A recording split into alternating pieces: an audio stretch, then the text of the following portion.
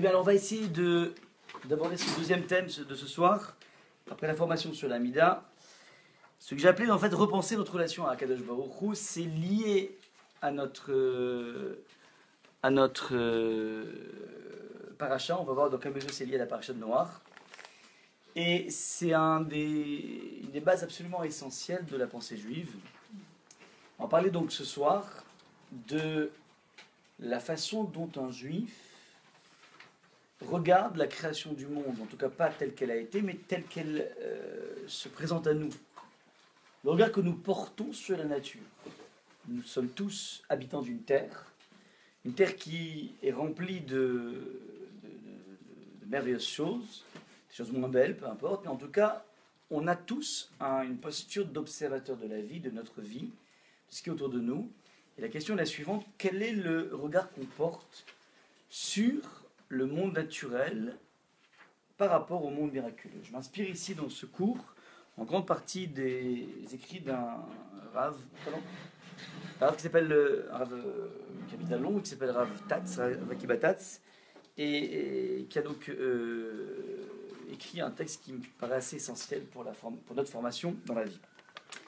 Alors, j'ai commencé par ce pasouk, un verset de la Torah, qui parle d'un épisode que tout le monde connaît, ce moment où le peuple juif sort d'Égypte et il fuit ses oppresseurs, sauf que arrive un moment, le peuple juif arrive devant une mer hyper houleuse, la mer des Joncs, et il est pris donc devant cet obstacle de la mer, et de l'autre côté, les ennemis qui sont à ses trousses. Ce peuple juif pris entre deux mâchoires, ne sait plus quoi faire. Et il y a un parmi les 3 millions de juifs qui sont sortis, un qui décide de se jeter dans l'eau. Et à partir de ce moment-là, il y a ce fameux miracle incroyable. C'est pas un miracle, c'est des dizaines et des dizaines de miracles, une sédimentation, une épaisseur de miracles. Ces miracles vont être les suivants. D'abord, la mer va s'ouvrir. Et c'est pas seulement qu'elle s'ouvre, elle s'ouvre en plusieurs rangées. Et lorsqu'elle s'ouvre, les juifs, non seulement ils marchent sur le sable, ils ne sont pas pris par le tumulte de l'eau, mais en plus le sable il est sec. Parce que s'il avait été mouillé, ça aurait été un peu la gadoue. Donc ça se passe en plus, c'est pas un passage qui est enlisant, c'est un passage qui est facile. Et c'est pas tout, il y a des épaisseurs de miracles du style. Moi je fais partie de la tribu de Shimon. Et je sors, mais je ne sais pas ce qui est devenu mon cousin qui se trouve dans la tribu de Réhouven. Donc moi, c'est bien beau de m'en sortir, mais j'ai un peu les boules de me dire que je suis peut-être le seul à avoir une ouverture de mer, et les autres sont tout simplement encore en train d'être enlisés. Alors qu'est-ce qu'a fait Hachem? Il a mis en place des écrans plasma translucides, qui fait que tu pouvais savoir exactement ce qui se passait en live dans toutes les colonnes d'eau. Donc l'eau était devenue translucide, qui permet, donc bref, il y avait une épaisseur incroyable de miracle. On passe, et à ce moment-là, la mer va s'abattre sur nos oppresseurs. Ils vont tous couler là-bas dans cette eau. Maintenant, il y a un détail qui est important, qui est marqué dans ce verset que je vous ai marqué ici, qui est le suivant. Vayet Moshe tiado alayam. Moshe étendit sa main sur la mer, et la mer, vayashov ayam, la mer reprit son niveau, donc est revenue à son état, l'ifnol boker, au petit matin, les éthano, où Mitzraïm Nassim Likrato, et les Égyptiens s'élançaient en avant, et le Seigneur précipita les Égyptiens au sein de la mer. Qu'est-ce qui est assez incroyable dans ce verset? Qu'est-ce qu'il y a de complètement incroyable auquel on n'aurait pas pensé? Je vous rappelle, le verset dit que Moshe prend son bâton, le fameux bâton qui fait tellement de miracles, le bâton qui se transforme en serpent, le bâton qui permet de déclencher la grêle, qui permet de déclencher les 10 plaies. Pardon. Ce même bâton tellement miraculeux, il sert à quoi là maintenant? Il a ramené à l'état normal. Et c'est sous-tendu par un ordre d'Hachem. Hachem ordonne à Moshe d'étendre son bâton pour que la mer reprenne sa normalité. De là, jaillit un concept absolument fondamental, qui est le suivant. Et c'est ce vers qu'on va essayer de se familiariser avec ce concept qui n'est pas du tout évident à attraper, mais qui est une des bases essentielles du judaïsme. Ça veut dire que les énergies cosmiques qui ont été mises en place pour ouvrir la mer, donc pour créer un miracle complètement incroyable, on a besoin des mêmes énergies cosmiques qui sont cristallisées par ce bâton, en tout cas symbolisées par ce bâton, pour que la mer revienne à son état naturel. On peut imaginer qu'une fois que les enfants d'Israël passent la mer, naturellement, la mer se referme sur les Égyptiens. Mais là, il faut l'intervention de Moshe. Au creux même de cet épisode du peuple juif, Hachem formate le peuple juif à prendre conscience que les phénomènes naturels, et nous vivons tous dans un monde de phénomènes naturels, si je prends ce bouchon et je le jette, on a appris en physique qu'il y a une loi d'attraction universelle qui fait que les corps sont attirés les uns les autres. Donc on pourra même calculer la trajectoire, on pourra même calculer avec tout l'armada scientifique, on pourra calculer exactement où il ira, à quelle vitesse il ira et où il se posera, ainsi de suite. Donc il existe une loi de la nature. Cette loi de la nature auquel on est tellement habitué est une loi qui est de l'ordre du miracle pas moins grand que l'ouverture de la mer Rouge. Ça, c'est donc le premier point à attraper. Et c'est pas du tout évident de raisonner dans ces termes. De comprendre que les phénomènes les plus naturels sont de l'ordre du miracle. On va pour cela donc essayer de voir quels sont les 3 niveaux de lecture, de perception que l'on peut avoir par rapport à la nature. Il y a 3 niveaux, c'est 3 niveaux en termes de place qu'on va laisser au bon Dieu. Je vous rappelle que, pour essayer de bien comprendre l'oscillation dans laquelle on peut se trouver, la nature, donc ce qui s'impose à nous, la nature se dit en hébreu teva, tet bet haïn. Et ce terme, il est en fait équivoque. Parce que on peut faire avec teva, la nature, ça peut donner l'idboa, et l'idboa en hébreu, ça veut dire se noyer. C'est-à-dire que il y a dans la perception qu'on a de la nature une possibilité de se noyer. Qu'est-ce que j'appelle se noyer? C'est tout simplement se déconnecter de toute forme de sensibilité à la présence de Dieu. Étant donné que le monde fonctionne tellement bien, l'horloge est tellement bien huilée, on pourrait porter un regard, on va parler de ce regard, un regard qui s'appelle c'est normal, c'est la nature des choses, et donc tout simplement exclure la présence du divin dans un monde qui est tellement bien huilé. Ça, c'est donc le piège dans lequel on peut rentrer rapidement, qui s'appelle l'idvoa, la teva, donc la nature, t'invite d'une certaine façon, toutes les lois de la physique, toutes les lois scientifiques, t'invitent d'une certaine façon à presque naturellement évacuer la pulsion spirituelle, évacuer la présence de Dieu. Ça, c'est donc la première possibilité. D'un autre côté, teva, c'est la même racine que matbea. C'est quoi matbea en hébreu? La monnaie, ouais. La monnaie, mais alors pas la monnaie qu'on connaît aujourd'hui, une monnaie qui est dématérialisée, c'est des bits aujourd'hui la monnaie. La monnaie d'antan, c'était des pièces qui étaient frappées d'une effigie. Matbea, c'est dans ce sens qu'il faut comprendre, c'est que la nature, c'est comme une pièce qui est frappée d'une effigie. C'est-à-dire que la nature, je prends ici l'expression d'un poète provençal qui s'appelait Emmanuel Hédou à la Shalom, il dit que la nature peut être pour toi soit une occasion de te noyer, et c'est quoi se noyer dans la nature? C'est rentrer dans un système de cause à effet. Ça veut dire, et il y a plein d'exemples dans la vie, si j'ai envie d'avoir une bonne situation, il faut que j'ai un bon diplôme. Si j'ai un bon diplôme, j'ai qu'à consulter les statistiques de l'expansion ou du monde ou je ne sais quoi. Je sais qu'en sortant de telle et telle école, j'aurai tant et tant, a priori, statistiquement, de kilo-euros par an. Ça veut dire qu'il y a une sorte de lien de cause à effet. Et si je n'ai pas cette école, je m'expose à avoir un peu moins de kilo-euros. On l'a donc au niveau des diplômes, on l'a au niveau du business, j'ai le sentiment peut-être que si je ferme la boutique Shabbat, j'ai aucune chance de pouvoir avoir un bon chiffre d'affaires. Et les statistiques peut-être pourront me dire la même chose. Donc je vis dans cette idée à partir de laquelle no pain, no gain. Ouais.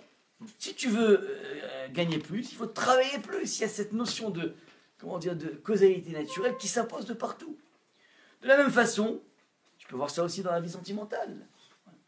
Je suis obligé de concéder certaines choses, et même qui vont à rebours de mes principes de vie, parce que sinon, d'une certaine façon, j'ai l'impression que j'aurai aucune chance de pouvoir rencontrer telle et telle personne. Et donc, il y a en permanence une sorte de diktat des lois de la vie. Alors, je ne vais pas parler que de physique, je ne vais pas parler simplement que de la plaisanteur, je parle des lois de la vie qui font qu'on a l'impression que tout est une loi de cause à effet, action-réaction, mais de façon tout simplement permanente. Ça, c'est ce qui est le monde de l'idvoa lorsqu'on se noie.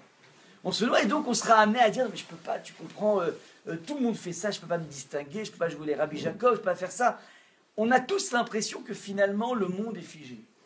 Ouais. Ça c'est, enfin, comme tous. On pourrait vivre avec une lecture d'un monde qui est figé, dans lequel on se noie. Deuxième possibilité, Madbas, c'est de dire non, non, il n'y a pas une chose dans la vie qui échappe à l'examen du bon Dieu. C'est-à-dire que chaque épisode de ma vie, chaque rencontre, chaque émotion, chaque chagrin, chaque joie, chaque angoisse est peut-être une occasion pour pouvoir créer un lien avec le Créateur. Ce que j'appelle regarder la nature et voir pas simplement un mécanisme scientifique, une loi de cause à effet, qui va être expliquée de façon magnifique par le monde de la botanique, le monde de la science. Ouais, je vais observer je vais observer les océans, je vais observer les fleurs, et je vais être capable de tout expliquer de façon rationnelle. Je vais peut-être essayer de regarder la vie de façon un peu plus poétique et de me dire que je vois ici la trace visible de la main invisible. C'est ça en fait l'idée de la madbea, de la monnaie. Et ça, si vous voulez, c'est un choix. Et c'est un choix que je rencontre à chaque épisode de ma vie. C'est vrai, pardon? Non, la trace visible de la main invisible, pas de l'homme invisible, pas Simon Templar. Non, non, aucun rapport avec Simon Templar. Désolé de...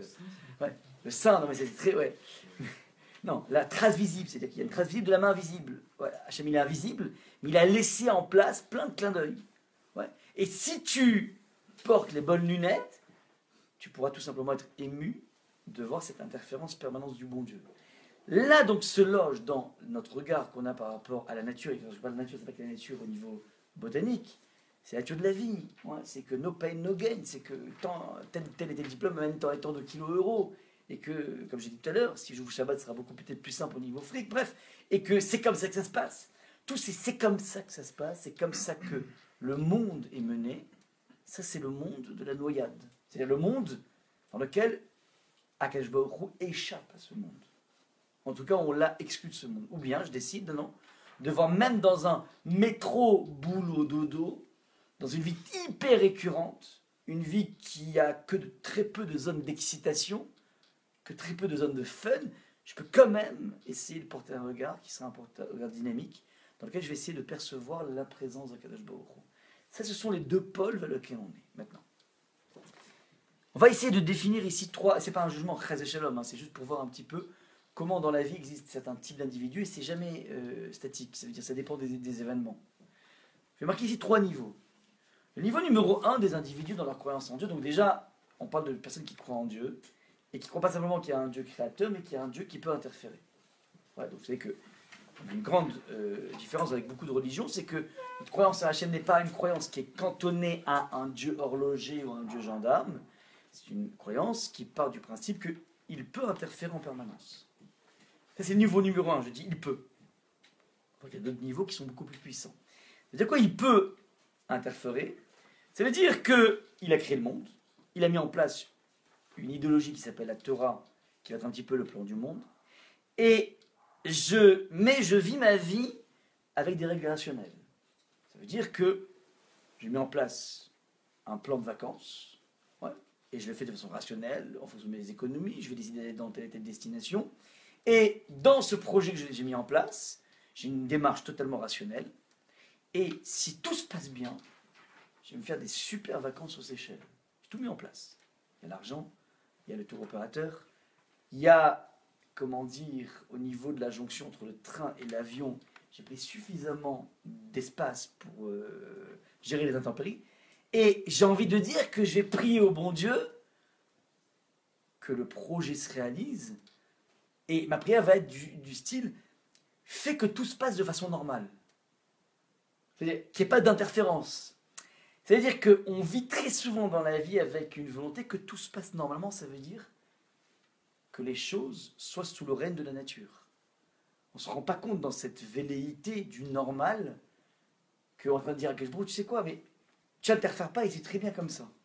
Ouais. Fais que rien, qu'il n'y ait aucune spontanéité de la vie qui fait que mon projet va ne pas aboutir. J'ai tout basé sur un système rationnel. Je t'en prie, arrange-toi pour que tu n'interviennes pas. Cette personne, est une personne croyante en Dieu.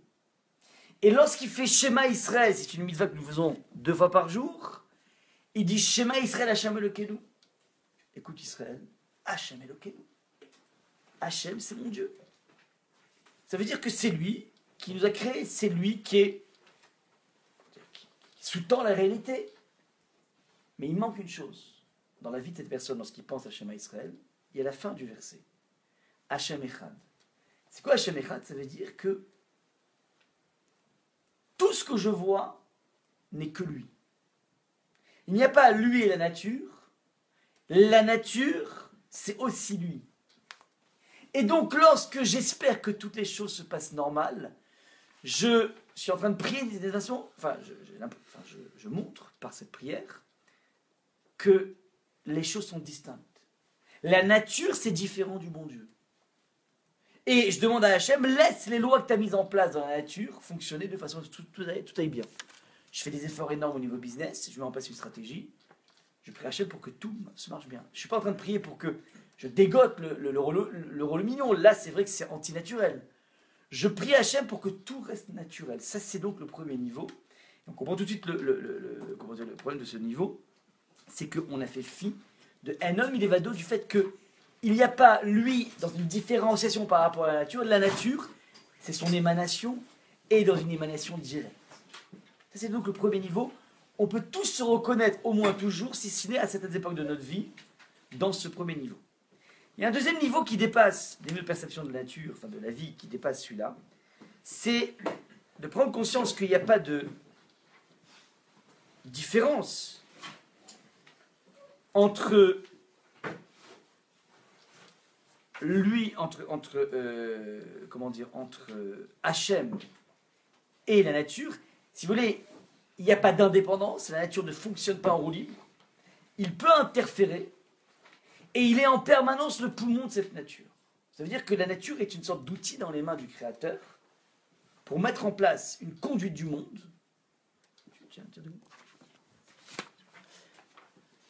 Et cette nature en question fonctionne selon des lois qui sont en permanence mises en place par Hachem. On est déjà dans un degré de confiance en Hachem beaucoup plus puissant et de perception d'Hachem beaucoup plus puissant. C'est-à-dire que je ne fais aucune espèce de dichotomie entre Hachem et la nature. Il n'y a aucune relation d'indépendance. La nature ne fonctionne pas en roue libre. Ce n'est pas un monde qui a été donné en location de gérance à la nature. Hachem insuffle en permanence dans chaque brin d'herbe, dans chaque événement, dans chaque phénomène boursier. Il insuffle sa trace. Il n'y a rien qui échappe à ce contrôle permanent du bon Dieu. C'est une deuxième lecture possible. La seule petite délicatesse dans cette lecture est la suivante, c'est que qui dit la nature, qui définit la nature comme étant un outil dans la main du Créateur, qui dit outil dans la main du Créateur suppose que le Créateur a une sorte de prolongement de lui-même. Un petit peu que lorsque l'on veut se gratter le dos, par exemple, on utilise une tige, parce qu'on n'est pas capable de le faire soi-même. Ça veut dire que si je dis que la nature est le prolongement du bon Dieu, sachant qu'elle est différente du bon Dieu, dans une non-indépendance, je suis en train de dire qu'il aurait presque une déficience. Pourquoi le bon Dieu ne gère pas lui-même les choses? Qu'est-ce qu'il a besoin d'avoir une sorte de chaliard, d'envoyer. Vous voulez dire qu'il faudrait que dans notre tête, ce soit comme si que l'inclusion est réciproque. Enfin, Il y a un problème. D'accord, mais pourtant, quand on dit par exemple le nom de Dieu, le nom de Dieu, il est inclus dans Dieu, mais Dieu n'est pas inclus dans son nom. Alors, le nom de Dieu, c'est ce qu'on appelle un attribut. Voilà. Ouais. Et donc, Ouais, c'est pareil. Pourquoi est-ce que le fait que. oui, mais attention. Hier, c'est un peu lui-même, Oui, oui, mais ok, il est différent, mais ça veut dire qu'il est. J'entends ce que tu veux dire. Mais on sent que c'est la première couche. La nature, on voit qu'en fait, il y a une dépréciation énorme. On sent beaucoup plus la dimension outil dans la nature que dans le nom de Dieu. Le nom de Dieu, c'est une émanation. La nature, c'est une création. C'est pas une création le nom de Dieu. Le nom de Dieu, c'est le nom de Dieu. C'est la façon dont, de façon subjective, j'arrive à percevoir quelque chose. Ouais. Mais là, donc, qui dit création dit forcément comment? C'est la distance qui est trop grande. Voilà, la distance est trop grande. Ouais. Donc, premier, je répète, donc c'est un petit peu conceptuel, mais c'est important de passer par ces 3 niveaux, et ensuite on arrivera à attraper pas mal de choses.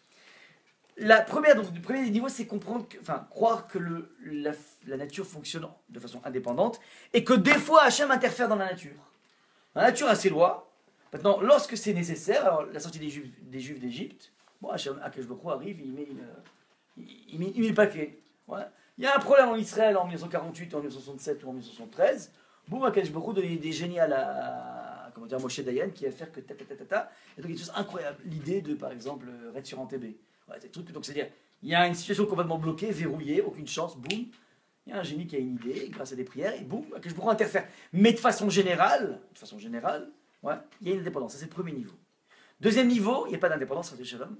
Il y a en permanence, Akash Baruch Hu insuffle un poumon, et on dit ça dans la tfila du soir, Osema Sebereshit Bechoyom Hashem, recrée en permanence le monde. Mais alors, qu'est-ce que fait la nature? La nature est une sorte d'émanation, mais qui est différente du bon Dieu. Donc, il y a une différence. Il y a un outil dans les mains du bon Dieu, mais qui dit outil, ça veut dire que lui-même ne peut pas le faire. Parce qu'il ne pourrait pas le faire lui-même, alors qu'il peut le faire lui-même. Donc, il y a une difficulté. S'il y a quelque chose de beaucoup plus subtil, beaucoup plus puissant, tu peux mettre pour bloquer ici. Il y a quelque chose de beaucoup plus puissant dans cette croyance, dans cette vision du monde, dans lequel il n'y a jamais autre chose que la volonté du Hachem qui s'exprime, mais il manque, il y a un nœud un petit peu conceptuel qui s'appelle que fait, pourquoi il y a une sorte d'outil. Il y a un troisième niveau qui est un niveau qui n'est pas accessible pour nous, mais qui est accessible pour des grandes personnes, qui est un niveau qui s'appelle il n'y a rien de différent entre Hachem et la nature. Je vais vous donner une histoire qui s'est passée pour illustrer cette notion. Que la nature n'est pas un outil dans la main d'Hachem, mais la nature, c'est, comme tu dirais, le nom d'Hachem, c'est le prolongement d'Hachem directement. Alors, je vous donne l'exemple.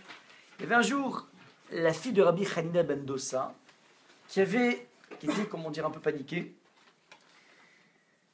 parce que pour allumer des bougies de Shabbat, au lieu de mettre de l'huile dans les gobelets, elle a mis du vinaigre. On sait très bien que le vinaigre ne brûle pas.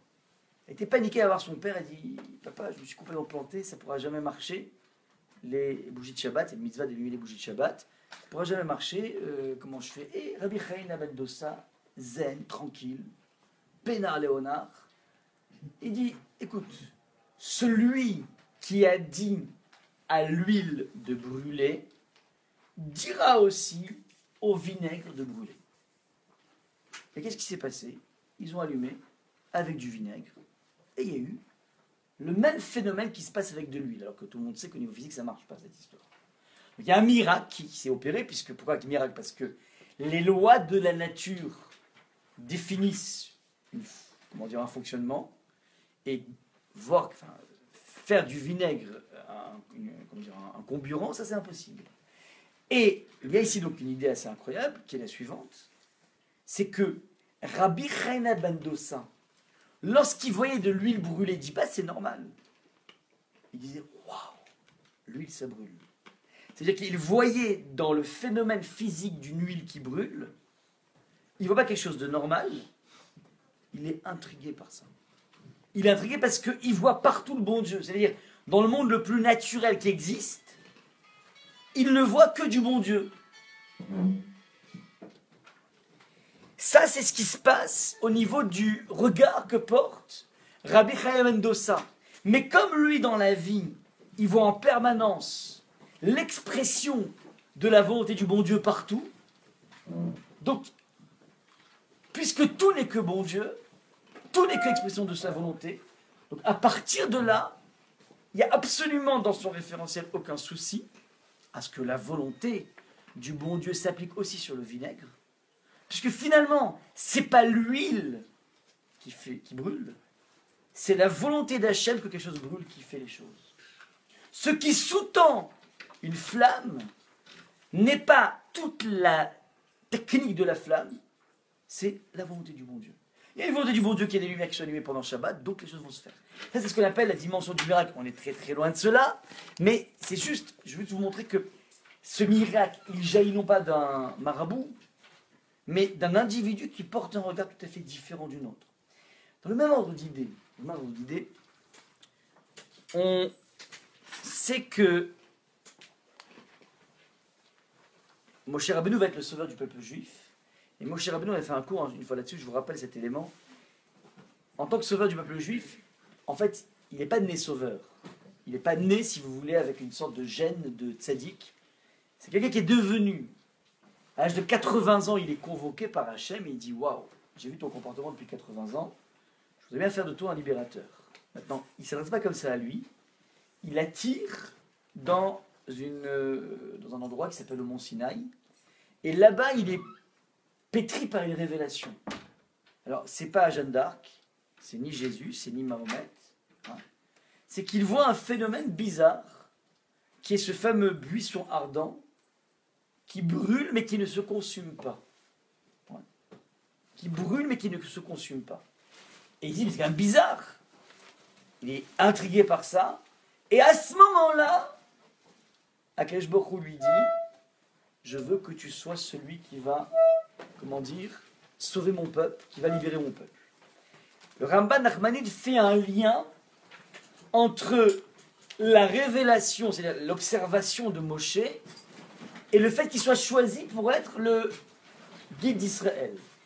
Et quelle est la subtilité ici?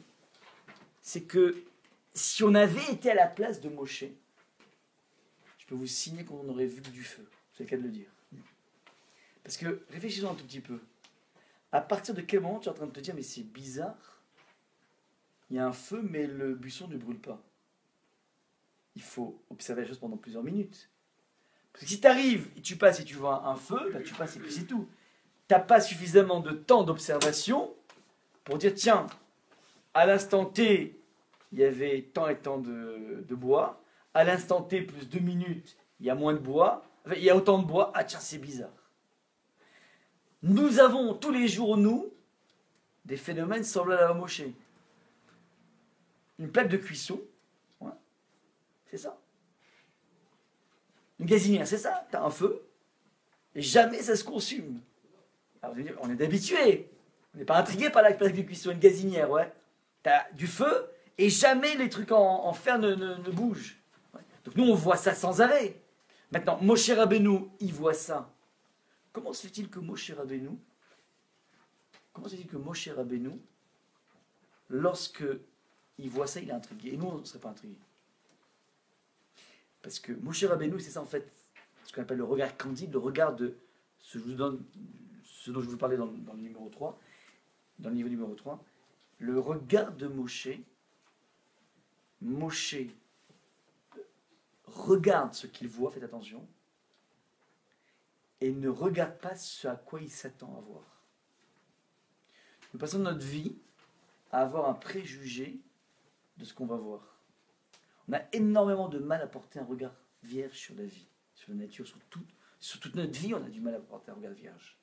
C'est ça l'opacité essentielle dans notre communication avec Hachem. Moshe Rabbeinu, lorsqu'il voit le buisson, il n'est pas en train déjà de projeter sur le fait que donc, dans quelques minutes, les choses vont brûler. Lui, il porte un regard totalement vierge. Je vous donne un exemple qui a été mis en place. Ils avaient fait avec des enfants, ils avaient pris un jeu de cartes truqué. Ouais. dans lequel il y avait un 3 de cœur. Ouais. En fait, il y avait 4 cœurs. Ouais, donc il y avait marqué 3 de cœur. En fait, quand tu comptes, il y avait les 4 cœurs qui sont disposés. Et donc, ils font défiler les cartes aux enfants rapidement. Donc, ils doivent rapidement, comment dire, dire ce qu'est la carte. Donc, il y a valet de pique. Et arrive le 3 de cœur. Tu as une partie des enfants qui vont dire 3 de cœur. Une autre qui va dire 4 cœurs. Mais tu n'as personne qui dit, tiens, il y a un bug.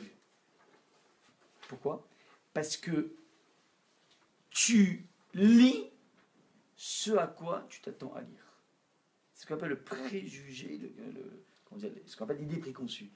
Moshe Rabbeinu porte un œil totalement vierge sur la vie. C'est ce type de regard qui fait de Moshe celui qui peut parler avec Akadosh Baruch Hu. Le troisième niveau dont on parle, c'est un petit peu ça, c'est-à-dire être capable. Alors encore une fois, on se hisse vers ça, c'est pas un état, c'est quelque chose avec lequel on essaie de se hisser. C'est un regard qui s'appelle tout n'est que émanation de la volonté d'Akadosh Baruch Hu. Maintenant,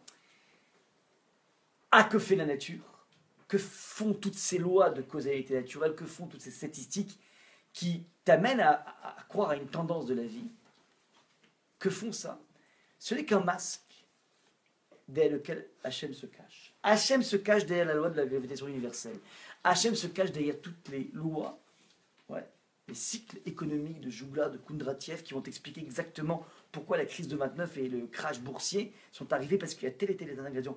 Toutes ces notions scientifiques, il y a des thèses économiques colossales qui ont été mises en place pour expliquer tout, c'est la façon qu'a Hachem de se cacher derrière la nature, derrière ce masque de la nature.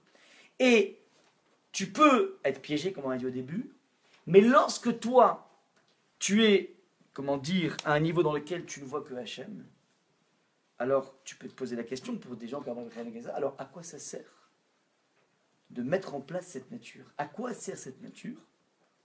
Et fondamentalement, on comprend rapidement que la place de la nature, ici, elle est là juste pour induire ton libre arbitre. Je m'explique. Si Akadosh Baruch Hu était en prise directe avec nous, s'il n'y avait pas le masque, ce filtre de la nature, alors d'une certaine façon, on serait obligé d'être dans le monde de la spiritualité. Si Akadosh Baruch Hu s'adressait directement à nous, alors j'aurais pas le choix que d'être un être spirituel. Akadosh Baruch Hu a pipé les dés, il a mis en place un masque, qui s'appelle le masque de la nature, qui fait que tu peux t'y perdre et croire qu'il n'y a pas le bon Dieu. Qu'on peut totalement échapper au bon Dieu. Tant que je n'ai pas de preuve qu'il est là, alors il n'est pas là. Et j'ai pas donc un impératif de me hisser dans une dimension spirituelle, puisqu'en fait tout marche sans ça. Ça, c'est, si vous voulez, le piège dans lequel je peux tomber. Hachem met en place ça parce que sans quoi on n'aura aucun mérite. C'est à moi à faire l'effort, à essayer de dépasser ce masque et comprendre qu'il y a Akadosh Baruch Hu qui est derrière. Donc, bilan des courses. Nous avons un masque derrière lequel Akadosh Baruch Hu se cache. Lorsque quelqu'un se cache, on a eu Halloween hier, tant que tu ne le reconnais pas, le masque il est intéressant, il vaut le coup. Parce que tu sais toujours pas qui est. Mais une fois que tu sais qui est derrière la personne n'a plus de raison d'avoir un masque sur sa tête. Tu peux l'enlever, puisque tu sais qui est, donc ça n'a plus d'effet. Rabbi Chaim Mendoza, lui il a déjà soulevé les masques. Donc Akadosh Baruch Hu n'a plus d'intérêt à ne faire brûler que l'huile. Puisque Rabbi Chaim Mendoza voit partout Hachem, voit que la volonté d'Hachem, et derrière comment c'est magnifique, le dibour en hébreu, c'est la parole. C'est la même racine que davar, la chose. Il y a un lien de cause à effet très fort, mais cette fois-ci spirituel, entre la parole d'Hachem et la chose. La chose jaillit de la parole d'Hachem. La parole engendre une chose, et la chose est l'émanation directe de la parole. Il n'y a pas de dichotomie, il n'y a pas de différence entre les choses. C'est parce que Akadosh Baruch Hu exprime une volonté que les choses sont. Celui qui arrive à comprendre qu'il n'y a que la volonté du bon Dieu, il est pépère, il est tranquille. Et donc, quel que soit l'épisode que je vais vivre dans ma vie, quels que soient les sentiments négatifs que je peux avoir, quel que soit le chagrin que je peux avoir, je ne suis pas en train de dire que c'est une punition, mais je suis en train de dire que c'est un état, on va en parler tout à l'heure, un état dans lequel j'ai de quoi grandir, j'ai de quoi avancer, j'ai de quoi découvrir le bon Dieu. Ce n'est pas un état souhaité, j'aurais préféré ne pas avoir de chagrin, ne pas avoir d'échec au niveau sentimental, j'aurais préféré ne pas avoir d'échec au niveau business, souhaiter des réussites que des business, mais cet échec-là n'est pas quelque chose qui échappe au bon Dieu. Je ne suis pas un oublié du bon Dieu. Je ne suis pas un damné du bon Dieu, pas du tout. Même une expérience douloureuse, délicate, est aussi un tremplin vers Hachem. Tu comprends que si demain tu gagnes au loto, a priori on attend que tu vas faire une prière incroyable. Tu vas dire merci Hachem. Combien de personnes gagnent l'euro million? Personne. Si tu as choisi à toi, tu sens que tu es un élu d'Akadosh Baruch Hu, donc on comprend que tu vas dire merci à Hachem. Mais être capable de comprendre que même un épisode fâcheux est un tremplin pour moi de parler avec lui, ça c'est ce vers quoi il faut essayer de se hisser. Donc, le bilan des courses ici est le suivant. Si nous vivons dans un monde qui a l'air tellement structuré, tellement ordonné, et tellement prévisible, regardez aujourd'hui à quel point, avec les techniques de big data, on a presque l'impression qu'on peut tout maîtriser. Il n'y a rien qui peut nous échapper. C'est incroyable cette notion de...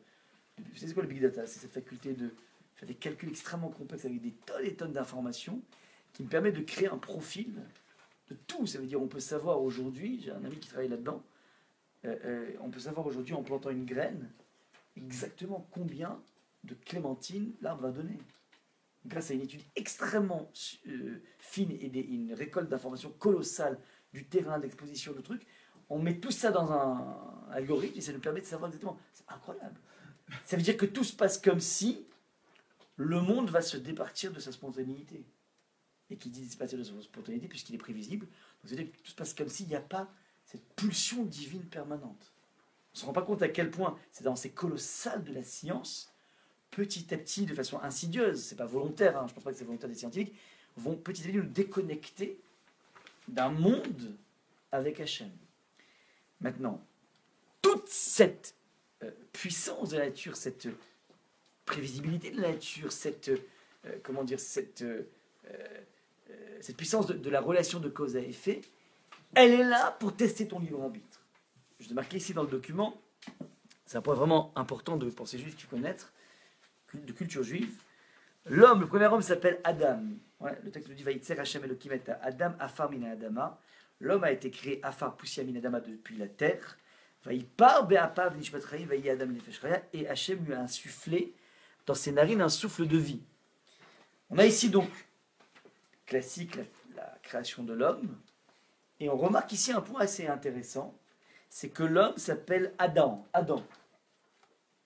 Et si je vous pose la question pourquoi il s'appelle Adam, vous répondez? Et pas Robert, et pas Gontran, et pas Gustave? Attends, qu'est-ce qui est marqué dans le texte? Regarde le texte. La terre, Adam, Adama, ouais, Salomon, Slimane, c'est hyper net, je l'ai marqué même en bleu et en jaune. Ouais, il s'appelle Adam, poussière à partir de la terre. Donc tu vois tout de suite le lien, Adam, Adama, ouais. Quelque part, ça aurait été plus subtil de ne pas l'appeler Adam, on aurait dû l'appeler, l'homme c'est la traduction grecque. Non, Adam, Adama, si tu veux mettre en exergue la provenance de la terre, faudrait l'appeler le terrien. Adam, traduction terrien, pas Adam, c'est terrien. Ouais. Il y avait un traducteur qui a voulu dire le glébeux. Parce qu'en fait, il va être fidèle à la provenance. Alors, c'est une traduction qui est jolie, mais qui est fausse. On va expliquer tout de suite pourquoi. Parce que si je lis le texte tel qu'il est, dans sa littéralité, je dis ok, Adam, Adama. Sauf qu'il y a un principe dans l'étude du texte de la Torah. À chaque fois qu'on donne un nom à un individu, il est toujours précédé d'une cause, une cause à effet. Par exemple, Léa, elle a, son premier fils. Elle va l'appeler Réhouven, et le texte nous dit Hachem ra'a be'oni. Hachem a vu ma douleur, ma souffrance, mon amertume. Ra'a be'oni Réhouven. Elle l'appelait Réhouven. Elle a une quatrième version qui s'appelle Yehuda. Ouais. Elle dit Apa'am odé l'Hachem. Maintenant, je vais dire merci à Hachem. Alken karat shemo Yehuda. C'est pour ça qu'on l'a appelé Yehuda. Ça veut dire il y a un état d'esprit, il y a un ressenti d'une mère au moment de la naissance qui va faire qu'elle va donner l'enfant en fonction de son ressenti. C'est comme aujourd'hui. Ouais. On ne pioche pas au hasard pour les noms. On donne un nom, alors soit parce qu'on est un peu condamné par la généalogie, donc grand-père, pour ceux qui respectent ça, mais quand on veut un peu échapper à cette généalogie, alors on va le donner en deuxième nom. On va choisir un nom qui nous parle. Tu sais que c'est intéressant parce qu'à ce moment-là, le nom, la Gemara dit qu'en fait, il y a 3 personnes qui choisissent le nom. Il y a le papa, la maman et il y a Hachem. Je peux vous dire qu'avec la petite expérience que j'ai, à chaque fois qu'on a dû choisir, en fait, c'est en regardant l'enfant que d'un coup, il y a quelque chose qui devient.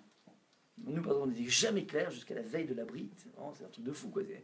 Non, quand même pas, parce qu'il faut faire la déclaration à l'État. Ouais, mais c'était hyper complexe. Et c'est en regardant l'enfant, ah, c'est ça. Ouais. C'est ça, en fait, on sent à quel point il y a une interférence Hachem. Et pourquoi il a besoin d'interférer? Appelle-le comme tu veux, Mandy, appelle-le comme tu veux. Non, parce qu'en fait, il faut qu'il y ait une sorte de correspondance entre sa neshama, et on ne connaît pas sa neshama. Il a une neshama, on ne la connaît pas, et son nom. Son nom dit des choses sur sa neshama. Voilà, c'est pas anodin. Donc ça, c'est ce qui se passe au niveau des noms. Donc, encore une fois, tu as une sensation, il y a des gens, par exemple, qui ont galéré pour avoir des enfants pendant des années. Très souvent, ils vont appeler leur enfant Hananel. Pardon? Shaili aussi. Shaili de temps en temps. J'entends pas. Comme prénom, Shaili aussi. C'est quoi Shaili? Galère. Ah, Shaili à la galère, ah, d'accord. C'est Ashkenaz, il y a toujours les galères. Alors, Hananel, ça veut dire Hachem, il a donné gratuit. Ouais, les gens qui ont galéré, qui ont de mal, tu sens qu'il a donné. Netanel, par exemple, Netanel, ça veut dire c'est Hachem a donné, je sens que c'est un don, je ne méritais pas. Tu as un don à quelqu'un, c'est qu'il ne mérite pas, c'est pas un salaire. Ouais. Donc, en fonction de ta sensation, ton ressenti, tu vas l'appeler comme ça. Maintenant, là, il y a quelque chose qui est bizarre ici dans ce texte. Vous voyez ce qui est bizarre ou pas? Par rapport à ce principe. Qu'est-ce qui est bizarre ici? Dans le texte que je vous ai marqué, par rapport à Adam. Pardon? La cause, elle vient après. Il n'y a pas la cause et l'effet, il y a l'effet et la cause. Il y a d'abord l'effet, il s'appelle Adam. Ouais, on te dit Afarmina Adama. Tu sais pourquoi il s'appelle Adam? Ben, très simple, parce que Adama, et vous êtes tous rentrés entre guillemets dans ce panneau. Parce que c'est marqué clair, noir sur blanc. Alors, il y a un principe comme ça au niveau de l'étude de texte. Lorsque la cause succède à l'effet et non pas précède l'effet, comme la loi de la logique l'impose, ça veut dire que c'est une pseudo-cause qu'on te donne. Je donne l'exemple. Quand on est jeunes parents, alors, et qu'on a des jeunes enfants, alors vous savez que les enfants ne supportent pas le départ des parents le soir. Ouais, des fois, un couple a besoin de se retrouver tranquille au restaurant, dans une sortie, que pour eux. Ouais. Il y a vraiment où un couple, il en a marre d'être papa et maman. On est autre chose que papa et maman. Ouais. Ouais, c'est important. Et d'ailleurs, dans la vie, on a été célibataire, marié, papa, ce sont 3 dimensions qu'on véhicule. Un couple a besoin aussi de temps en temps, chacun de se retrouver soi-même tout seul. Ouais, on n'est pas que couple, on est aussi un individu. Donc on a des moments de respiration, mais les enfants, ouais, dans le couple, on comprend ça, que chacun a besoin de se retrouver avec soi-même avec ça. Ouais, mais les enfants, ils ne supportent pas ça. Les enfants, ils ont l'impression que nous ne définissions que comme étant des papas et mamans, c'est tout, il n'y a pas autre chose. Il n'y a pas un individu autre chose que papa et maman.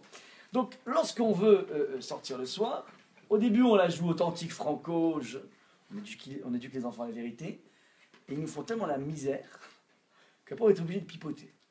Donc, comment on fait pour pouvoir sortir au restaurant tranquillement? On dit, bon, écoutez, les enfants, ce soir, couvre-feu à 8h. Ouais, comment ça, c'est à 9h? Non, 8h, on est allé chez le médecin tout à l'heure, regarde, un tel, il souffre de sommeil. Toi, demain, tu as une interro, toi, truc. Non, c'est comme ça, c'est 8h. Ok. Ça veut dire, on a imposé le 8h. On essaye, en tout cas. On essaye. Je ne veux pas que je réussisse. Ne croyez pas que je réussis du tout, mais en tout cas, on essaye. Maintenant, les enfants veulent raison. Tu sais quoi, les vitamines, le contrôle, le truc. Ça veut dire, quand je donne en deuxième lieu la raison, c'est que c'est une raison bidon. C'est quoi la vraie raison? C'est que j'ai envie de sortir au restaurant, puis c'est tout. Ouais. Si je la donne, c'est la fin. C'est la misère. Ouais. C'est la démocratie à la maison, c'est le problème. Ouais. Donc, tu ne peux pas la donner, donc tu donnes une procédure de raison. Ça veut dire qu'Hachem, il fait la même chose ici. Il t'a filé une fausse raison.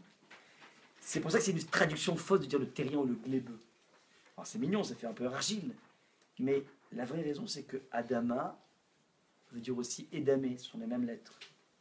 Édamé veut dire je ressemblerai. C'est quoi je ressemblerai? Ça veut dire je ressemblerai au supérieur, la Elion. Il y a dans le terme Adam 2 acceptions simultanées.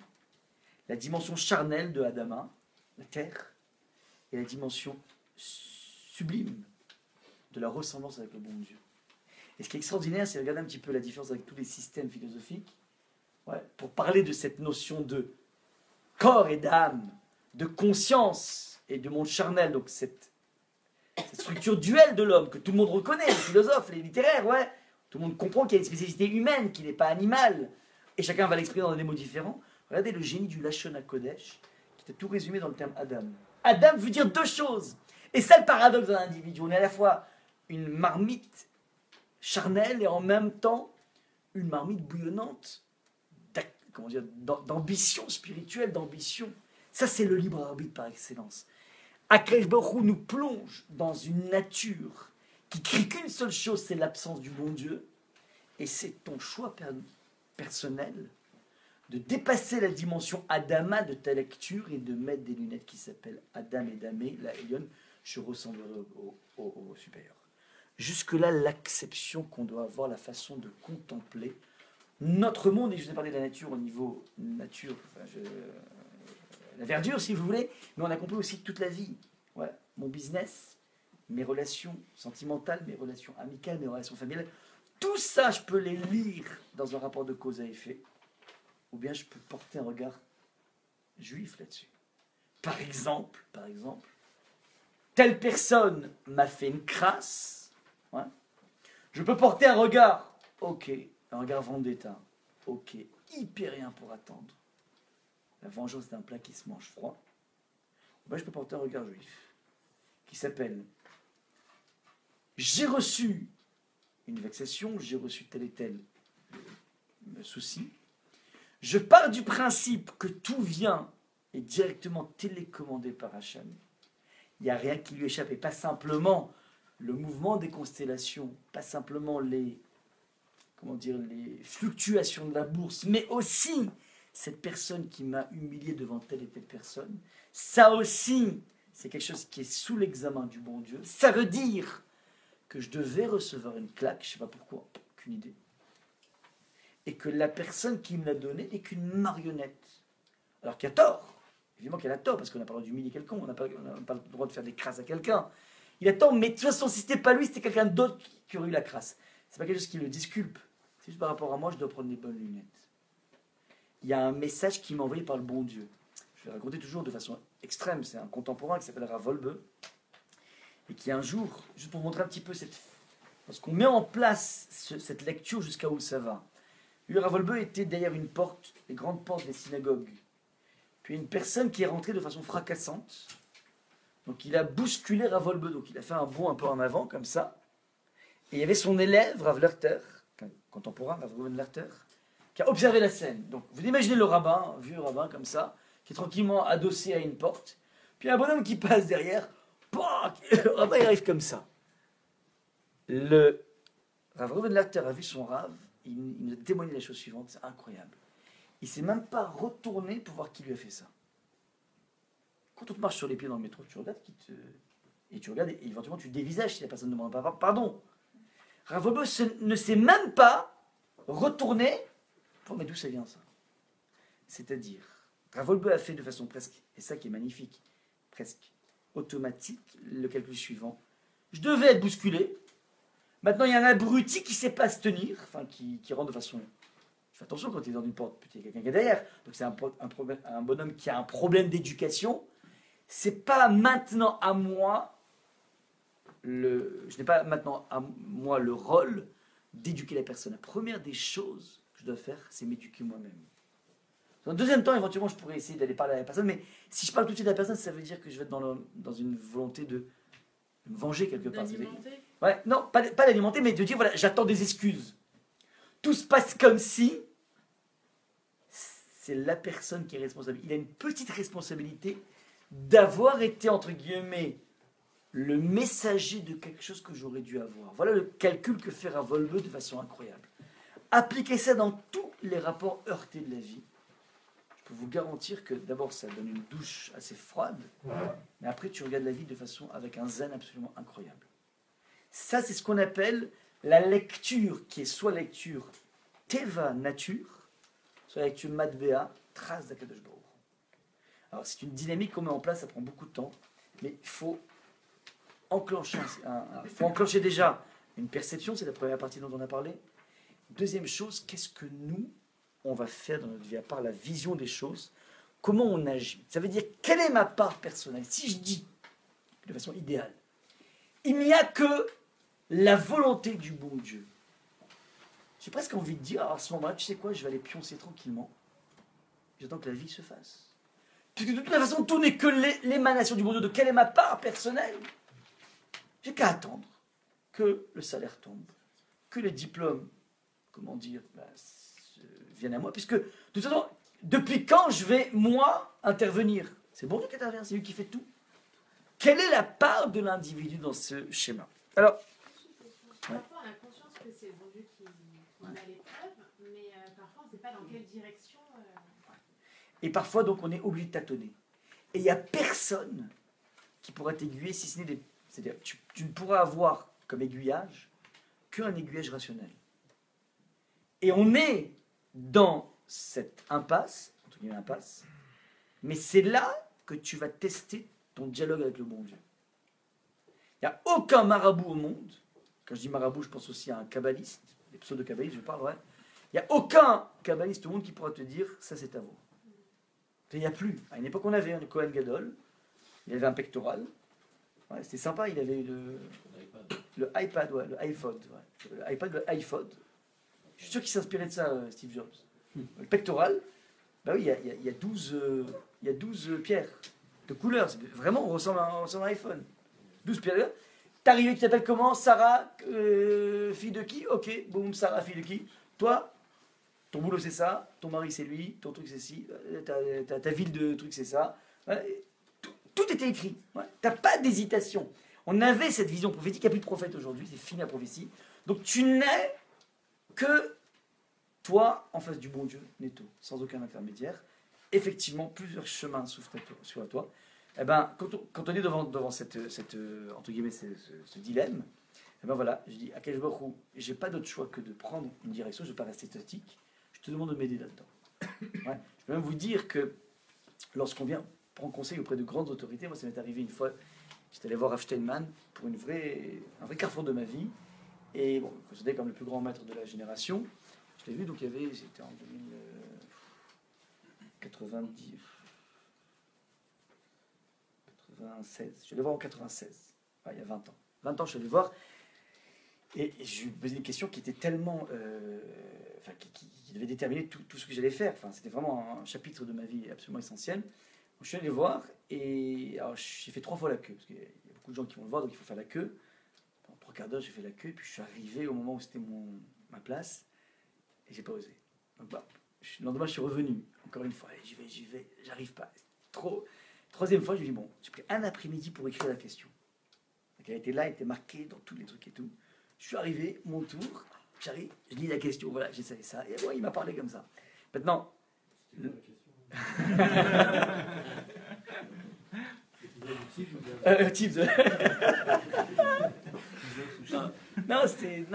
je peux vous dire la question, ça veut dire, comment dire, on avait proposé donc de rencontrer un chidour, quoi. Et moi, j'étais pas... je voulais encore étudier, mais j'étais déjà assez, entre guillemets, âgé par rapport au monde orthodoxe. Et donc c'était un petit peu délicat de trop refuser, quoi. C'est pas trop traîner. Et donc, mais je voulais.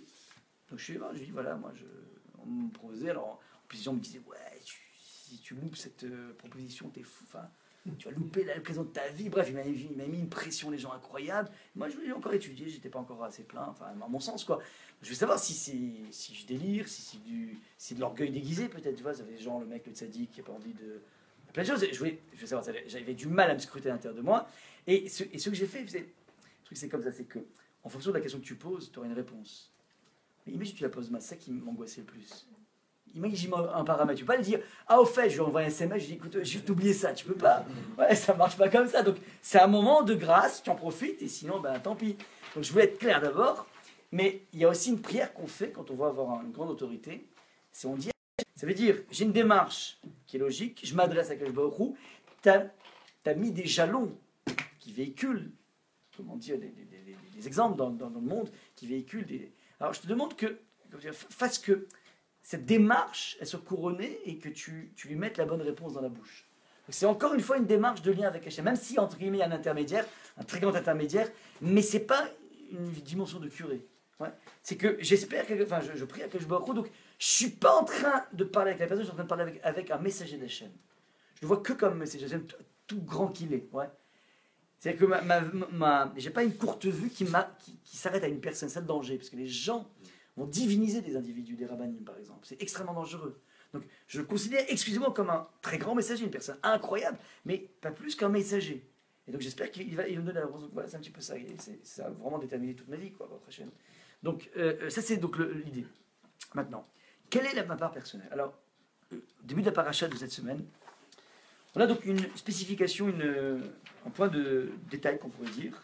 C'est au moment où Hachem demande à Noah de construire l'arche. Tu dois construire une arche. Et il lui donne des dimensions. Dans notre récit, on aurait pu passer à côté. Les dimensions. Alors, il y a plein de sens là-dessus. On a fait un cours à l'époque sur le langage. Et on a montré en fait que les dimensions sont les suivantes. Vézé Hachata Aseota, donc tu la feras de la façon suivante. 300 coudées la longueur, donc ça fait 150 mètres de longueur. 50 coudées la largeur, 25 mètres de largeur, et 30 coudées cette arche, c'est-à-dire 15 mètres de haut. Donc on a 15 mètres de haut, 25 de large, et 150 de long. Dans lequel donc on avait 3 étages. L'étage du bas, c'est les poubelles. L'étage du haut, tout en haut, c'est les hommes et la nourriture, provision pour 1 an de croisière, et l'étage du milieu, c'est les animaux. Donc on a un espace pour les animaux, faites attention. Donc on a 10 coudées, donc en fait on a des plafonds de 5 mètres. 5 mètres, 5 mètres, il y a 15 mètres de hauteur. On a donc un espace de 5 mètres de hauteur sur 150 mètres pour le plus grand zoo de tous les temps. 150 mètres, c'est combien par rapport au zoo de Vincennes? Comment? Un terrain de foot et demi. Et là-dedans, tu vas mettre tous les hippopotames, tous les girafes, toutes les singes, tout ce que vous voyez dans la nature. Pour les animaux impurs, il y avait 2 représentants. Pour les animaux purs, il y avait 7 représentants. Les vaches, les chevaux, les trucs. Ça rentre dans un terrain de foot? Ça rentre pas. Ça, c'est la remarque de Rav Dessler. Les dimensions de l'arche sont des dimensions rikiki. Et qui plus est, je ne vous ai pas dit qu'il y avait il y avait toutes les gammes d'oiseaux. Les tropicaux. Comment? Les dinosaures, a priori, c'était avant. Ouais. Ouais. Ils sont restés, ils ont pas... Comment? Je sais pas, 5 mètres. Bon, 5 mètres, ça va. Non? Alors, je sais pas. Elle a courbé les chines. Elle a courbé les chines. Ouais, je sais pas. Ouais, les dimensions sont ridicules. Alors, il y a une lecture, chassidique de Baal Shem Tov, qui dit que 300, c'est la lettre Shin, parce qu'il y a des valeurs numériques entre les lignes, 30, c'est Lamed, 50 coudées, c'est Nun, ça fait Lachon. Alors, de façon extrêmement subtile, il est marqué ici, la Teva, c'est l'arche, mais c'est aussi le mot. Tu vas te faire un mot avec un langage. Donc il faut réapprendre à parler, à nommer les choses. Donc ça, c'est une lecture extrêmement profonde. Demain, je fais un cours là-dessus sur Bergson et la tour de Babel. C'est une autre dimension. Mais ça va qui m'intéresse de façon beaucoup plus simple. C'est impossible de faire tenir sur 150 mètres. Ouais, le zoo de Vincennes, il est colossal. Tu peux l'avoir combien d'hectares il a? 150 mètres, tu n'auras jamais beaucoup de choses. Et pourtant, tu avais tous les animaux du monde. C'est-à-dire que l'arche était un miracle ambulant. Ouais. Donc, c'était un miracle ambulant. Alors, là-dessus, comment dire? Un miracle s'est opéré. Autre exemple, Yaakov fuit son frère, la vengeance de son frère, il lui a piqué il a fait un petit peu de vente forcée, il a pris d'or d'aînesse. Esav a promis de tuer Yaakov. Yaakov s'enfuit à l'extérieur d'Israël. Et là, il arrive à un endroit où il doit s'endormir. Et il a peur de se faire dévorer par des bêtes féroces. Ouais, vous imaginez un endroit hyper dangereux avec des loups, des renards, des lions, des guépards, tout ça. Que fait, dit le texte, la Torah? Yaakov, comment il se protège? Il met des pierres, où ça? Autour de sa tête. Demande les commentateurs, mais je comprends pas, mais l'ours, il prend que la tête de Yaakov. Les pieds, les orteils, les genoux, il prend pas. C'est que le scaphandre, il avait juste un casque, en fait. Le lion, il va dire, moi, ce qui m'intéresse, c'est que la tête de Yaakov. Sinon, ça m'intéresse pas. C'est un peu comme les langues. Moi, je veux la langue. Ouais, dans le Marocain, ils adorent la langue. Le reste, ça m'intéresse pas. C'est pas possible. Donc, ça veut dire que Yaakov met en place une protection, mais qui est rikiki. Même ordre d'idée. Moshe Rabbeinu, il dit le texte, avant de partir, Hachem lui dit, monte sur ce mont et observe toute l'immensité de la terre d'Israël. Quand on monte sur le mont, tu peux rien voir. Pas grand-chose, quoi. Donc, il fait une démarche qui est aussi rikiki. De la même façon, il y a Elisha, c'est assez intéressant. Elisha, donc, c'est quelqu'un qui va ressusciter un enfant. Et un truc incroyable, c'est que le texte précise que quand il décide de ressusciter l'enfant, d'abord il ferme la porte, il s'isole avec l'enfant. Il ferme la porte, personne ne voit. Il y a juste le texte qui traduit. Il s'allonge sur l'enfant, il met ses yeux contre les yeux de l'enfant en s'allongeant, il met sa bouche contre la bouche de l'enfant, et à partir de là, donc il s'étale tout le long de l'enfant en corps à corps, et à partir de là, l'enfant est ressuscité. Demande les commentateurs, on parle ici d'un enfant qui est mort, qui va être ressuscité. Ça rime à quoi tout ce processus de bouche à bouche, de yeux à yeux, ça n'a aucun sens. Qui plus est, on peut pas dire que c'était juste pour faire croire quelque chose, puisqu'il a fermé la porte, personne n'a vu. Donc il y a ici une intervention des tzadikim, comme Noach, comme Moshe, comme Yaakov, comme Elisha. Pareil, Rabbi Shimon Bar Yochai, c'est celui qui a écrit le Zohar. Il s'est enfermé dans une grotte pendant 13 ans avec son fils. Et le texte Hachem a fait un miracle, c'est qu'il a fait venir une source d'eau, il buvait, et un carubier, il mangeait des trucs de carub. Moi, les commentateurs, de toute façon, c'est miraculeux de manger pendant 13 ans des carubes et de l'eau, tu peux pas vivre comme ça. De toute façon, c'est un miracle. Alors pourquoi Hachem n'a pas fait directement un vrai miracle? Pareil, qu'est-ce que tu as besoin? Si de toute façon tu vas faire un miracle pour mettre tout le zoo de Sabi Sabi, un zoo colossal, alors demande-lui de faire un radeau, ça revient au même. Radeau ou grande croisière, ça revient exactement au même, parce que c'est un miracle. Mon cher Rabbeinu, pourquoi tu dis de monter? C'est de la blague monter, c'est comme si tu montais sur un tabouret, maintenant je vois beaucoup mieux New York. Aucun sens. Donc à quoi rime cette attitude rikiki? Ça c'est donc la question qui est posée, et qui nous montre ici la chose suivante, que à un niveau des tzadikim, alors ils sont obligés de s'inscrire dans une démarche totalement rationnelle. Non, micro-rationnelle, excusez-moi, ça veut dire, pour pouvoir déclencher un monde du miracle, tu es obligé de passer par le prisme de la matière aussi petite. Ça, c'est la première des raisons. La deuxième des raisons, c'est que le tzaddik, par définition, est un individu qui, étant donné qu'il s'est construit dans un monde d'humilité, dans lequel il est en permanence en train de réaliser que tout ce qu'il a pu acquérir dans sa vie, c'est que grâce à Dieu. Si toutefois il était faiseur de miracles sans qu'il y ait une ossature au niveau physique, lorsqu'il y ait une projection au niveau physique, alors il risquait de se croire comme le bon Dieu. Le contact avec le monde du miracle est dangereux pour le tzaddik parce que ça peut l'amener à se prendre pour Dieu. Il y en a un qui est allé jusqu'au bout par rapport à ça. C'est pris pour Dieu parce qu'il faisait des miracles. À une époque où n'importe quel maître de la Mishnah était capable de ressusciter un mort. Il y en a un qui dit, voilà, j'ai fait du barefoot sur le lac de Galilée, et pour ça il s'est pris pour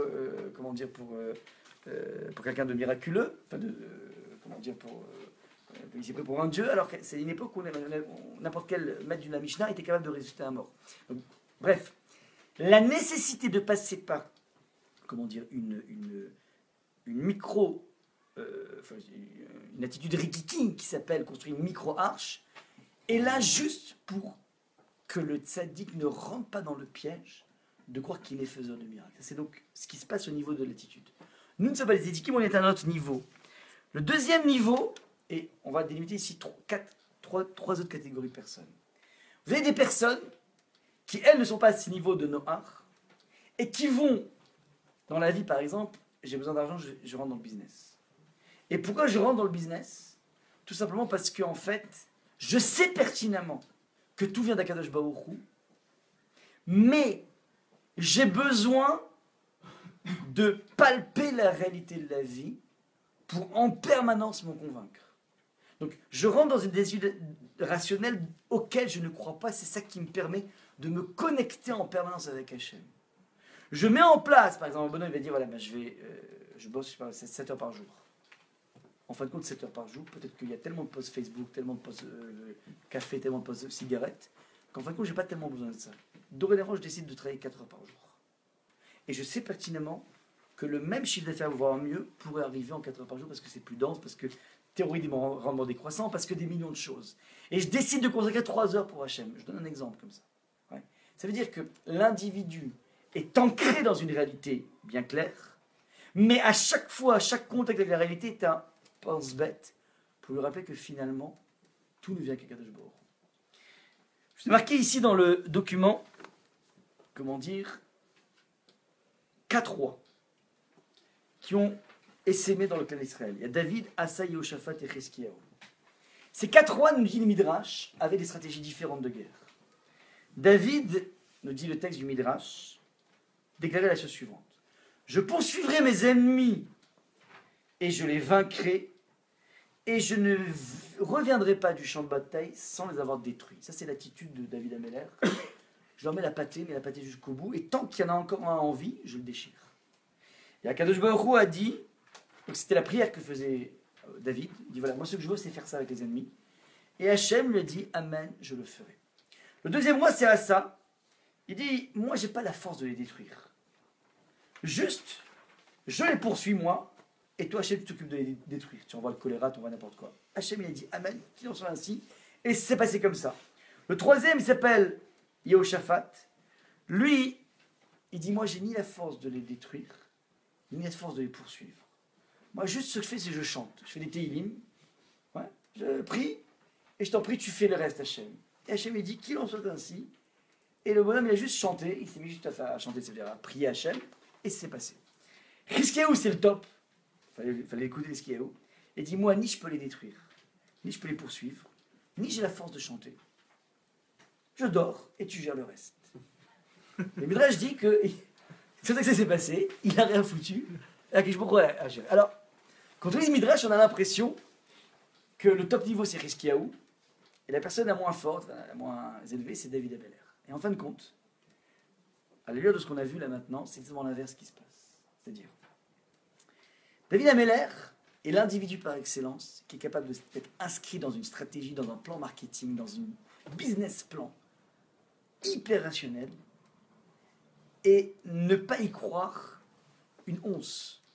En disant, je mets ça en place, mais si de toutes les façons c'est de la blague, ce qui compte, il n'y a que Hachem. Ouais, je vais toujours donner cette image qui a été transmise par mon Rav. Regardez qu'est-ce qu'a livré David Améler à la postérité. Quelle est l'œuvre de David Améler? Téhilim. Téhilim, quand tu lis les Téhilim, tu as l'impression que tu as qui en face de toi? Hachem, c'est surtout l'impression d'un bonhomme qui s'épanche. Je dirais même un portrait robot du bonhomme, une vieille personne avec une longue barbe blanche, voûtée, en train de lever les yeux au ciel. Mima Makim, Keratira Hachem, de la profondeur, je t'ai appelé Hachem. On a vraiment l'impression d'un individu qui s'épanche. Ça, c'est l'image que nous véhicule David Améler. Le maître de la Renaissance, c'est un des grands maîtres qui s'appelle Michel-Ange. Il a sculpté David Améler. Vous connaissez la sculpture? Elle se trouve à Florence, mais elle se trouve aussi dans pas mal d'endroits, des répliques, notamment devant la plage du Prado à Marseille, pour ceux qui connaissent la plage du Prado. Comment? C'est lui. Non, pas presque, il est tout nu. Tout nu. Pas presque, tout nu. Un grec, ouais. Il n'a pas voulu aller la voir parce qu'il était tout nu. Florence, sans blague. Michael, t'es trop prude. Ah oui. Il m'a abandonné, j'y suis allé seul. C'est la place David. Juste en face de la mer, ouais. Ah, parce qu'il fait du surf, donc, ouais, il n'est pas vu dans le surf, il était trop loin de la mer, ouais. Voilà, donc David, ouais, il est comment ce David? Il est baraqué comme c'est pas possible. Il est beau gosse. Il a le nez en l'air, défiant Goliath. C'est ce que Michel-Ange a perçu du personnage de David. Mais c'est incroyable. Ça n'a aucun rapport avec le portrait robot que David lui a transmis à la postérité. C'est pas ça qu'il a transmis, lui. Pourquoi Michel-Ange voit autre chose que David lui-même voit de lui? Vous savez pourquoi? Parce que Michel-Ange est imbibé de la lecture, du prisme de l'histoire non juive. Et quel est le moteur de l'histoire non juive? C'est la gloire. C'est les conquêtes. C'est Waterloo. C'est Napoléon. On regarde l'histoire en fonction de la guerre et des paix, des avancées, de la brillance. Ça, c'est ce qui intéresse l'histoire non juive. L'histoire juive a un prisme totalement différent. Elle s'intéresse à une seule chose, mon lien avec le bon Dieu. La crainte d'Akadosh Baruch Hu. David, qui était le plus grand des rois, qui a affermi le grand Israël, avec la Syrie, hein, le grand Israël, c'est lourd, ouais, c'est grand, qui a fait les plus grandes conquêtes, qui a fait les plus grandes batailles, qui a tout réussi, lui dit, ne te méprends pas. Toute cette enveloppe que tu vois, est sous-tendu par un poumon qui s'appelle le livre des Télim. Vous voyez un petit peu la stratégie de David au niveau de la postérité, de dire, comprenez bien une chose, c'est qu'il y a un seul moteur dans la vie, c'est la crainte de Dieu. C'est-à-dire que David a cette grandeur et cette faculté d'être dans le feu de l'action et de ne jamais être déconnecté d'Akadosh Baruch Hu. Ça, c'est la puissance ultime de David. Maintenant, les autres ont, de façon crescendo, de plus en plus peur du contact avec la matière. C'est-à-dire que le deuxième, il va dire, si moi je l'ai détruit, je vais y croire. Je vais croire que c'est grâce à moi. Je vais pénétrer dans ce monde de la causalité. David, il dit, même si j'ai détruit, j'ai compris que c'est toi qui étais derrière mon âme, c'est pas moi. Donc lui, il arrive, les autres n'arrivent pas. Le dernier, c'est Chizkiyahu. Chizkiyahu, il dit, mais à partir du moment où je vais même prier, je vais rentrer dans le piège que c'est grâce à ma prière. Alors qu'il y a quelque chose de Baruch Hu. C'est-à-dire que chacun, en fonction de sa peur d'affronter la réalité, va développer un type de spiritualité. Ça, c'est ce qui se passe au niveau de ces 4 personnages. On a donc vu ici 3 personnages différents. Le tzaddik qui, lui, va pénétrer la matière parce qu'il faut à tout prix camoufler la dimension divine, parce que sinon je risque de m'y croire, de me prendre au piège et de croire que je suis un presque Dieu. Ça, c'est les tzaddikim, c'est pas nous. Il y a un deuxième niveau qui s'appelle « Je pénètre le monde de la causalité » et avec ce leitmotiv permanent, ce n'est qu'une blague, ce n'est qu'un masque. Ce n'est que la chose qu'il faut faire pour pouvoir déclencher la dimension spirituelle, il faut déclencher la bracha d'Hachem, mais je ne crois absolument pas entre un rapport direct entre la cause et l'effet. Mashgar donnait l'exemple suivant, tu as envie d'augmenter ton chiffre d'affaires, qu'est-ce que tu fais? Tu ouvres une boutique, tu vends du jean, tu ouvres une deuxième boutique, ouais, c'est normal, c'est la logique est comme ça. Ouais. Mais si je pars du principe que mon résultat net, pas mon chiffre d'affaires, mon résultat net est fixé depuis Rosh Hashanah, d'une certaine façon, ouvrir une nouvelle boutique, ça ressemble à mettre un deuxième robinet dans une même citerne. Vous entendez ce que je vous dis ou pas? Si tout a été... Alors, maintenant, la seule chose, c'est qu'on ne sait jamais ce qui a été décrété. Donc, je pourrais, oui, être amené à ouvrir une deuxième boutique et à mettre une nouvelle stratégie, mais il faut que je sois systématiquement en train de tâtonner et de me dire, de toutes les façons, je le fais parce que je pense que c'est bien, mais ce n'est pas de ça que dépend de façon corrélée mon résultat net. Il faut que je sois capable d'être impliqué dans des tripes totalement rationnelles et me dire qu'il n'y a absolument aucune corrélation entre l'investissement et le return on invest. Bien que le monde entier m'expliquera pourquoi telle stratégie a donné telle et telle chose. Vous comprenez ce que je suis en train de dire ou pas? David est celui qui est incrusté dans une vraie stratégie militaire. Vous savez ce qu'il dit? Il dit, moi je les poursuis, je les prends là-bas, je les détruis, j'y ramène. Mais tu vas tellement être dans le feu de l'action, tu vas prendre pour Rambo? Réponse non. Parce que moi, j'ai une arme qui s'appelle les Télim, qui fait que dans tout ce que je fais, je comprends que je ne suis que l'émanation de la volonté du bon Dieu. Et donc, il est totalement dans la transparence, David Ameller. Ça, c'est ce qui se passe au niveau de David. Ça, c'était donc le niveau ultime. Deuxième chose, on essaie d'intégrer le monde matériel tout en sachant que ce n'est qu'un masque. Et ce n'est qu'une mascarade qui est là que pour déclencher la dimension divine. Troisième niveau, la personne qui a énormément de mal à ne pas rentrer dans le piège de cette rationalité, lui aura un besoin d'un refuge spirituel. Il y a beaucoup de gens qui se réfugient dans le mysticisme parce qu'ils se sentent impuissants de voir Hachem dans le monde rationnel. Le refuge dans le mysticisme n'est pas forcément révélateur d'une spiritualité, mais justement d'une absence de spiritualité. Vous avez vu ou pas? La recherche de mysticisme est parfois révélateur d'une absence de spiritualité, c'est-à-dire l'individu qui n'arrive pas à voir Hachem dans un monde naturel, qui n'arrive pas à déceler la trace derrière cette trace visible, la main invisible. Et c'est un quatrième niveau sur lequel on va s'arrêter et qui nous concerne très certainement beaucoup d'entre nous, surtout à des époques de la vie. Il arrive parfois qu'on se pose la question, pourquoi Hachem ne fait plus le miracle aujourd'hui? Il n'y a plus de miracle. C'est fini l'histoire des voitures des mers rouges et tout ça, il n'y a plus de ça. Vous savez pourquoi il n'y a plus de miracle aujourd'hui? Parce que, j'ai oublié de vous raconter cette Gemara qui est assez importante. Wow, j'ai un peu débordé. Il y a une Gemara assez incroyable qui illustre ça. Il y avait un jour un bonhomme qui était veuf, que Dieu préserve, et il avait un nourrisson. Il ne savait pas comment l'allaiter puisqu'il était veuf. Et la Gemara raconte que Hachem a fait un miracle et qu'une poitrine lui est sorti et il a allaité, elle a dit, cet enfant. C'est l'histoire, ok, miracle, magnifique. Pas de miracle comme ça dans la Torah. Sauf qu'il y a une discussion talmudique qui est croustillante et qui est la suivante.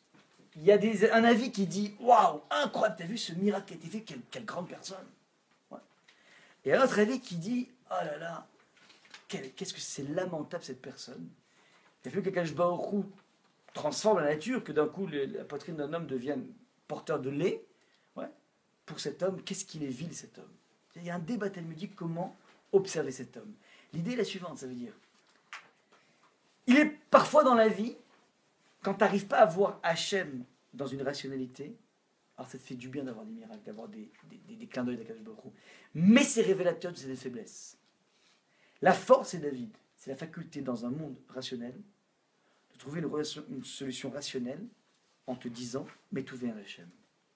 C'est la raison pour laquelle il y a un avis qui va décrire en disant mais cette personne quelque part, ouais, pourquoi il a eu besoin d'un tel chamboulement?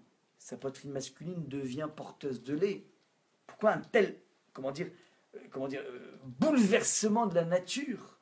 Ça ne t'arrive pas à penser qu'il y a une solution qui va être donnée, qui sera peut-être que tu vas trouver une autre femme qui pourra l'allaiter. Qu'est-ce que tu as besoin de passer par un miracle? Ça veut dire, en fonction de l'optique que tu as, tu pourras voir la personne de deux façons différentes. C'est ça qui est intéressant dans l'idée.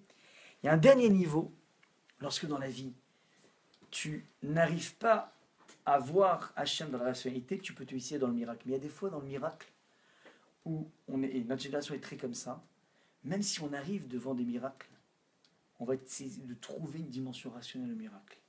C'est-à-dire que le miracle qui pourrait te booster en émouna va être pris par le crible de la rationalité, et donc tu vas tout simplement être déconnecté du message du miracle. Ça veut dire qu'en deux mots, Akadosh Baruch Hu parle à l'individu, soit de façon naturelle, et tu le décryptes, soit de façon miraculeuse, et tu le décryptes. Mais aujourd'hui, certains individus, le miracle ne crée rien chez eux. Au contraire, ils vont essayer de trouver une explication. Il y a des explications qui ont voulu être mises en place par rapport à l'ouverture de la mer Rouge, avec des vents, avec des tsunamis, avec je ne sais pas quoi. Ouais. Ça veut dire que c'est ce monde ultra-rationnel qui va même prendre la parole miraculeuse d'Hachem et la mettre en équation qui fait que on va se déconnecter de l'émotion du relation au divin. Par rapport à cette génération, lorsque ni la nature te parle, parce que la nature t'y est engluée dans cette rationalité, ni le miracle ne parle, il ne reste plus qu'une seule chose à faire. Si on ne peut pas te chambouler, alors quelque part Hachem va te servir de toi. C'est-à-dire que tu crois au monde rationnel, eh ben tu sais quoi, le monde rationnel, alors tu as une petite issue qui s'appelle que ce monde rationnel va avoir des bugs de l'an 2000. Tout ce que tu as mis en place dans cette normalité, il y a d'un coup des bugs qui vont peut-être te faire un clin d'œil. Et ceux pour qui les bugs de la vie rationnelle ne font absolument aucun clin d'œil, alors ces personnes vont servir d'observation pour les autres, c'est-à-dire que ces personnes vont vivre une vie hyper pépère. Une vie dans laquelle tout marche impeccable. Je suis rentré dans telle école, et j'ai eu exactement tel que c'était marqué dans l'expansion. J'ai eu tel kilo euro, je suis marié avec tel type de famille, et tout fonctionne de façon huilée. Derrière les longs fleuves tranquilles de la vie de pas mal d'individus, se cache fondamentalement un abandon du bon Dieu. Dans cette bracha de la vie se cache un abandon du bon Dieu qui est là juste pour alimenter le libre arbitre. Tu dis, je comprends pas, ces personnes ne font rien et ils vivent super bien. C'est juste pour que toi qui regardes de l'extérieur puisses encore avoir le libre arbitre. Vous vous rendez compte si les personnes qui étaient déconnectées d'Hachem étaient toutes des personnes malheureuses. Il n'y aurait plus que des religieux dans le monde.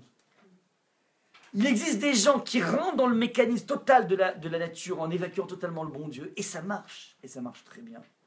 Et ils ont a priori le vent en poupe, juste pour que, d'une certaine façon, le jeu du libre arbitre ne soit pas un jeu pipé, mais un jeu qui soit un véritable jeu dans lequel tu vas faire ce choix de la spiritualité, c'est un petit peu ce vers quoi on tend, voilà un petit peu ce qu'on peut attraper, en tout cas, en truc. Voilà, je vous rappelle juste le dernier point, qu'on va oublier.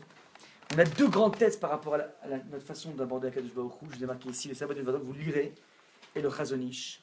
Il y a deux façons d'agir dans la vie qui sont proposées par le Sabbat, ces deux grands maîtres du XXe siècle, les deux. Il y en a un qui dit que avoir confiance en Hachem, c'est j'ai une telle confiance en lui que je sais que tout va bien se passer. Et ça, c'est quelque chose qui est extrêmement dur à mettre en place parce qu'il faut vraiment y croire. Par exemple, il y avait un jour un bonhomme qui a dit voilà, je crois que je vais gagner l'auto, je crois que je vais gagner l'auto. Il a écouté le Rav et il dit j'ai cru à fond et j'ai pas gagné, donc tu vois que ça marche pas. Le Rav il dit tu sais quoi, refais l'expérience. Il dit ok. Alors il refait l'expérience, il dit tu y crois? Ok, super. Est-ce que, dit le Rav, tu es prêt, comment dire, à échanger ton billet? Ouais. Contre bon, contre 200 000, exactement. Exactement. Puisque tu sais que tu vas gagner 20 millions, je te propose, comment dire, de t'acheter. Ouais, je te rachète ton billet. Non, non. Tu me l'achètes à moi, non. Ouais, exactement.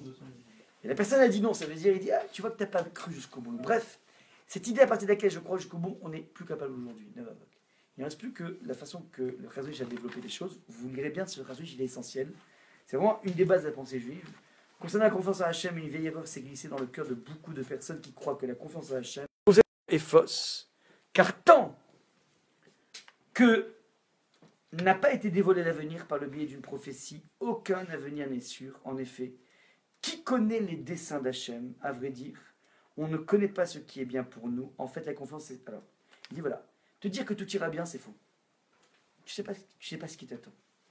Ouais. Cette méthode quoi de dire tout ira bien, c'est totalement faux, dit le Chazon Ish. C'est pas ça le bitachon. Le bitachon, c'est dire, la confiance, c'est savoir que rien n'est le fruit du hasard et que tout ce qui vient est initié par Hachem. C'est-à-dire que un Baal bitachon, celui qui a une confiance en Hachem, c'est que quelle que soit l'issue de ma démarche, qu'elle soit à mon goût ou à mon dégoût, ça n'échappe pas à Hachem. La confiance à Hachem n'est pas de dire tout va réussir. La confiance à Hachem est de dire que le résultat de ma démarche est quelque chose qui n'échappera pas à Hachem.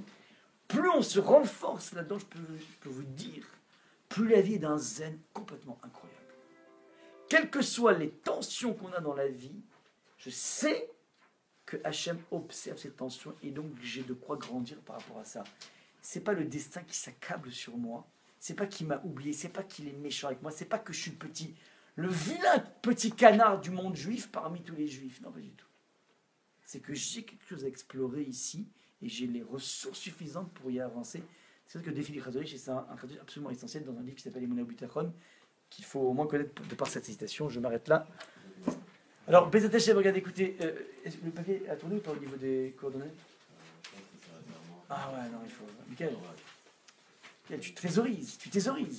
Il ne vaut rien ce papier, ne crois pas. Il ne faut pas le revendre. Merci.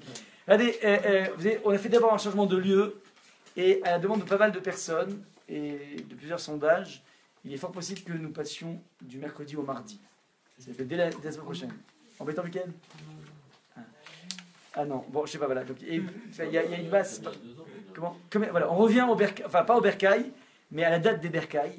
Donc le mardi, ici, Bezat Hashem, ici ou bien à côté dans une annexe. Enfin, normalement, c'est ici, je crois. Je sais pas ce qu'il y a comme point le mardi déjà. Ah, elle m'a dit que oui, c'était bon. Mais elle m'a dit c'est bon. Elle m'a donné le OK. Donc, comment? Si elle a dit OK pour tous les jours, c'est parce qu'apparemment, Bilianar, il y a beaucoup de pièces. Donc, ouais. Non, ici, apparemment, c'est toujours libre. J'ai compris. Donc, je sais pas. Sinon, il y a la chou, il y a le prochain. Donc, voilà, juste, c'était l'annonce. Comment? Ouais, jamais jeter les feuilles. Ne serait-ce que pour mon travail, je vous en supplie. Non. Merci beaucoup. Avec plaisir.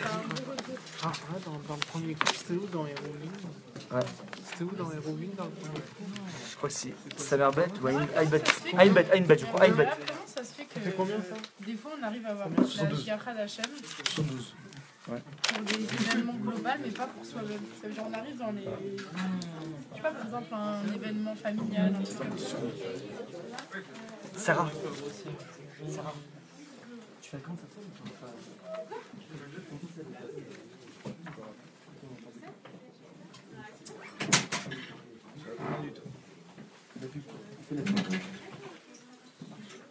Ouais, si, non, il a.